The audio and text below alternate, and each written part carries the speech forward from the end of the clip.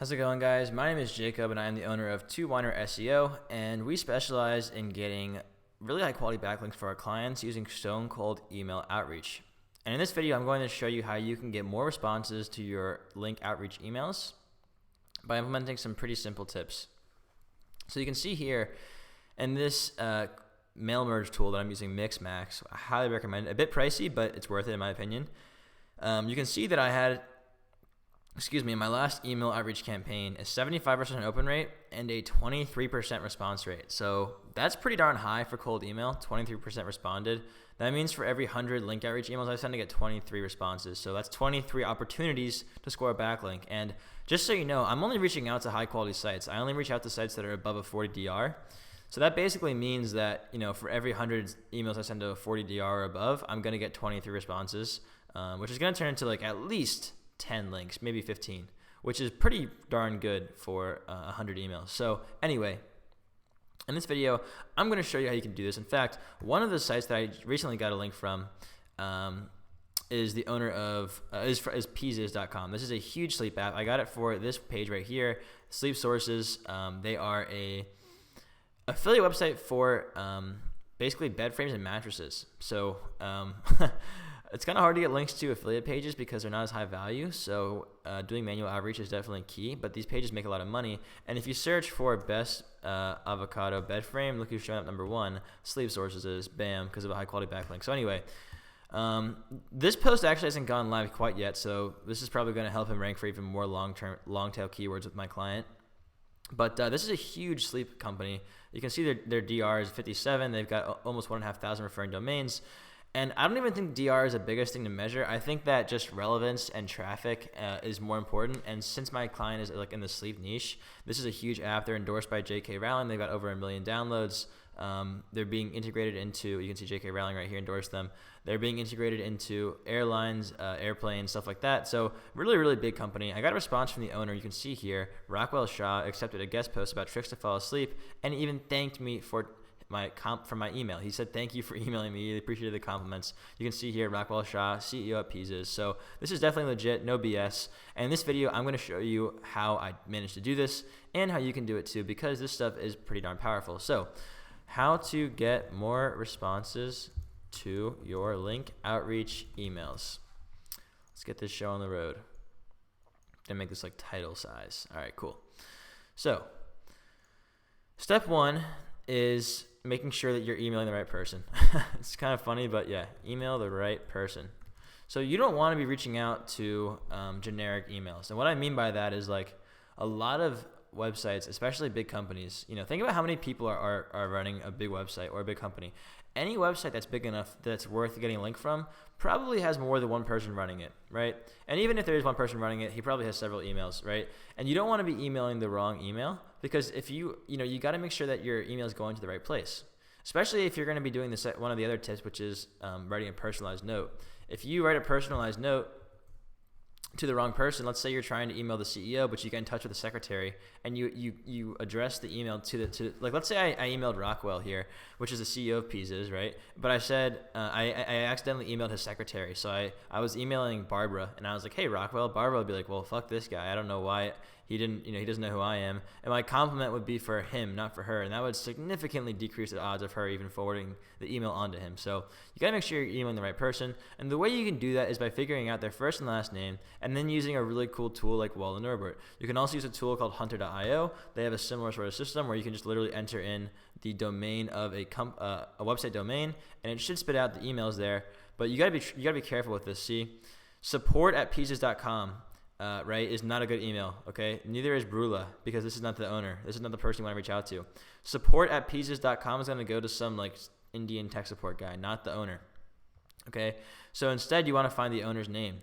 So what you can do is copy and paste with the tool Wall and Norbert, and I believe it's free for the first 50 that you do, which is pretty cool. After that, it's maybe $30 a month, but totally worth it. You enter in their first and last name and their domain and click go ahead. I already did it. You can see here it spit out his email right there. So that's the first step. Email the right person. So number two is going to be use a good subject line. Okay? because as you can see here, I got a 75% open rate, okay? So out of the 171 emails that I sent, 123 people opened them. Imagine if I got like a 30% open rate. That would literally be less than half of the people would open it, and that's just going to significantly decrease your response rate. In fact, I'm even going to try and change my subject line to get this above 80%.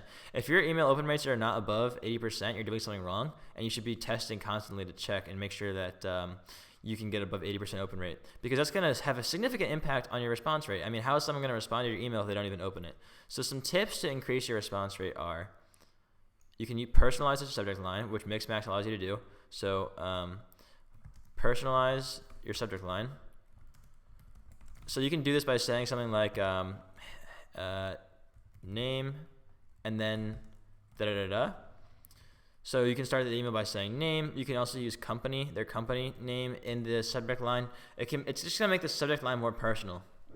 So for this subject line, it could be like, hey, Rockwell. It would be, hey, name, but then it's going to say Rockwell, which is the guy's first name. So he's going to see it in his inbox with his name, and then whatever else I have to say, depending on what my email is, it's going to be your website, blah, blah, blah, blah, blah, whatever I'm saying. Point is, he's immediately going to see his name right here, okay? If you've ever read the book, How to Win Friends and Influence People, it's an amazing book written by Dale Carnegie. Amazing, amazing guy. I highly recommend this book if you're in sales, business, or even if you just want to learn how to get people to respond to your emails. One of the things he says is the name is the sweetest word in the English language, meaning that people love their name more than anything else. And it's true. I mean, think about it. Anytime you hear your name, you turn your head to look to see who's calling your name, even if it's not about you. We're literally just like instinctively trained to respond to our name. So if you see your name in an email subject line, you're going to be a lot more likely to at least consider it a bit more. So personalize the subject line. Another thing is make, you're going to want to use parentheses. Like, I found that using parentheses in my emails have made it a lot better. Made the subject lines a lot bigger. So for example, my subject line I think that I used for this email campaign was like Jacob from Sleep Sources, and then I think I said like your website rocks or something like that. This was my I think my subject line, and this got nearly an 80% open rate, right?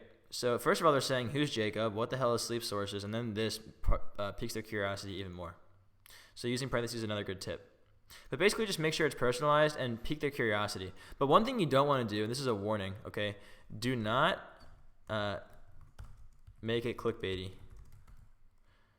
So what I mean by that is like, you can say something that's going to get them to open it, like you just won $1 million or something, like something crazy. But if they see that and they open it, they're going to be like, what the hell is this? And then they're going to see that your email subject is like, or your email body is nothing to do with your subject line, right? They're going to like open it up, see that you were just trying to get them to open the email, and then just tell you to fuck off. Whether they actually say that or not, they're not going to respond to you, right? And you don't want that to happen. So you can tell if this is happening by the ratio of your open rate to subject line. So I found that when I have like a good subject line, I get around an 80% open rate, and if it's a good email body, I'll get above a 20% response rate.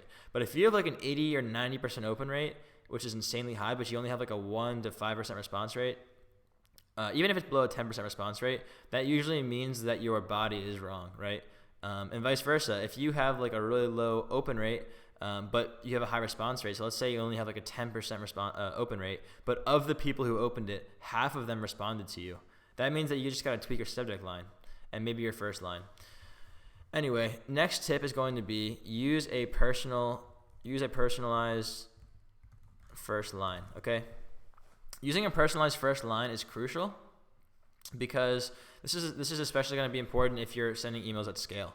So using a personalized first line is not only going to cause them to open it more often, because when you see an email in your inbox, the first thing you see is a subject line, but you also see a bit of the first line. So if you have a personalized first line, they're going to see their name and they're going to see a personalized message, which is going to want them to make them open it, right? So when I say personalized, I mean like compliment them, call out something that they did. So if, for example, from my website, if we go to easypc.io, if I wanted to show you an example of a good personalized first line for me, let's say that someone found my $600 gaming PC. I just updated this, right? So they could take a look at the parts, And they could come down and they could say, oh wow, this guy included a Zotac GTX 1060. That's a pretty expensive card for such a cheap build. It's impressive. So then you could say something along the lines of like, this is what I'd write to me. Hey Jacob, love the update you made to your $600 gaming PC. Super impressed that you managed to include a GTX 1060 6GB on such a tight budget. So that would be a really personalized subject line, first line, and that's something that I would respond to myself because it's genuine. It's a genuine compliment. He's not saying your PC is so inspiring. I love everything you do. It's like that's bullshit. Obviously, he's just saying like this. And in this message, all that I'm saying is I like the update, and I'm impressed that you were able to include an expensive graphics card on a tight budget, which is a genuine thing. So I would be like, oh wow, that's awesome, and I'd want to respond. So that's the kind of personalization I'm talking about. It can be something quick, it can be something easy. You can find it on their LinkedIn, you can find it on an interview they did, you can find it in a book they wrote, anything, an article they wrote, just something that you can call out and compliment. The next thing is going to be, don't mention a link or a guest post in the first email, okay? I know you're probably thinking, why not? You know, I'm trying to get links, so why wouldn't I mention it? Think about how many other people are trying to get links. Anyone who has a site that's worth getting a link from is going to get a ton of emails about links, right? And if you mention it in the first email without building a relationship with them first, they're just going to think you're a bastard, and they're not going to want to link to you. So with that in mind, you know, you gotta just offer value in some other way. And that could be offering them a tip. That could literally just be complimenting them. That could be anything. Just getting a conversation started, right? If you do that, you're going to have a much higher success rate. In fact, I got a response from, this is one of my clients now, the Broke Backpacker. This guy, Will. This is one of the biggest websites in the travel niche, okay? Let me show you. It's pretty insane how much traffic this guy's getting. I sent him a cold email. You can see 61 DR, $500,000 in traffic value, pretty big site. He actually said to me that he was very impressed and pleased with my email, and he really liked the fact that I didn't ask for anything up front, and that he normally doesn't respond to emails, but he responded to mine, which makes sense. I mean, look how much traffic he's getting. Can you imagine how many emails this guy gets? So by not asking for anything up front, you're going to get a much higher response rate. And lastly, you want to end with the question, and end with a question mark. So say are you interested? Whatever it is. Let's say you offer some suggestions to improve their content. End with, are you interested? Okay? Or would you like me to send over some tips or something? It has to have a question mark at the end though. You'd be surprised how many people don't end their emails with a question. If you don't end your email with a question, what are they going to respond to? You want to make it super easy for them to respond, right? And like the emails where it's like, if you are interested, respond with a 1. People say like if you do this, people are gonna just be more likely to respond, right?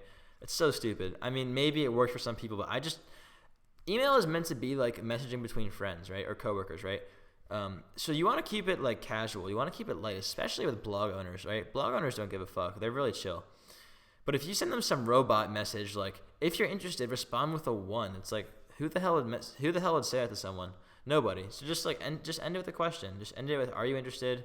Would you like some advice? Mind if I send over some tips? Whatever it is, just end it with a question mark, and you're going to have a much higher response rate because it's basically a call to action. This is a call to action, a CTA. So with all that in mind, I hope that these tips will help you score some more super high quality links for your blog and will help you rank higher in Google like I've been doing for my clients. By the way, if you just want me to take care of this for you, you can head over to my website, link in the description, and just send me an email, and we can talk about me doing link outreach for your website. Anyway, take care. Hope this helps, and I will see you in the next one. Peace.